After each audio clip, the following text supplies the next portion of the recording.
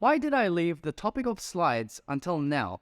Because you have to avoid the mistake most professionals make, falling in love with their slides and then wanting to make sure that they see it in every presentation that they deliver, or having slides that's been set up by corporate and doing it because, well, that's just how we've always done it. Terrible. You must never begin building your presentation or speech with existing slides. That goes against the proven process you just spent a few hours learning. Your process begins with a white piece of paper, with a blank canvas. I have purposefully introduced the topic of slides this late in the program to signify how insignificant it is in helping you speak with impact. Realize, if your slides are ever the highlight, you fail. If you're relying on your slides to convey a message, you fail. If you're hoping that your slides will cover your ass, you fail. Slides should support your substance, and the substance is you. What you say, the message that you've crafted going through the process. Your message comes first, then the slides, not the other way around. What can you learn from the great communicators? What do Elon Musk, Richard Branson, Jeff Bezos, and Sundar Pichai have in common? They're inspiring. They're effective when delivering their message. When they speak, people listen. There is a reason for it, one that you too can apply.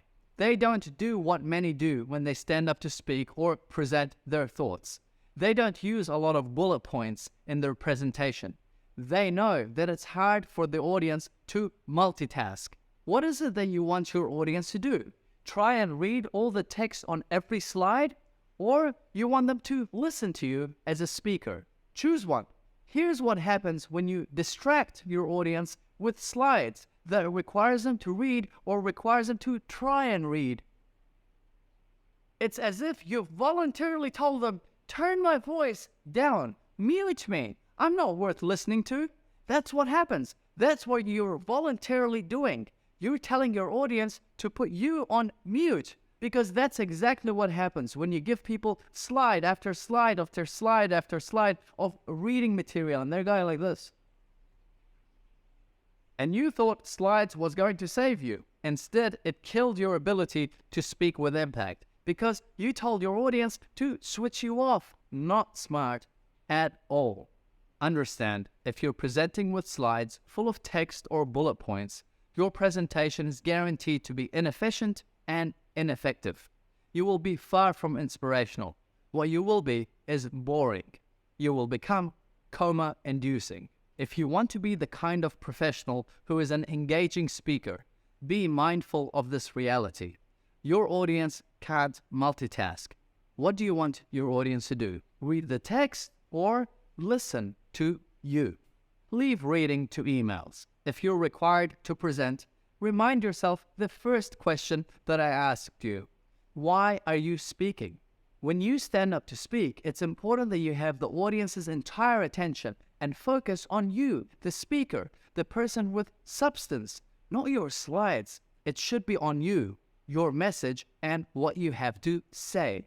So how can you avoid becoming a boring presenter and engage your audience like the many great communicators? Speak with no slides. If you follow my process, you will find that with time and practice, you will actually be able to do this. Speak with impact without the need of any slides. For now, if you must use slides, here are some hard and fast rules about using slides. The first point, only use a slide if it helps add value to a point you're making. If it doesn't, no slide is required.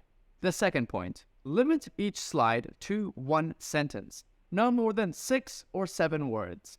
Even better, the third point, instead of that sentence, perhaps you can replace what you want to say with a picture that quickly and clearly conveys the message you wish to deliver. The picture you choose on the slide will add color to what you had painted in the minds of your audience with your words. The slide should further complement what you're saying.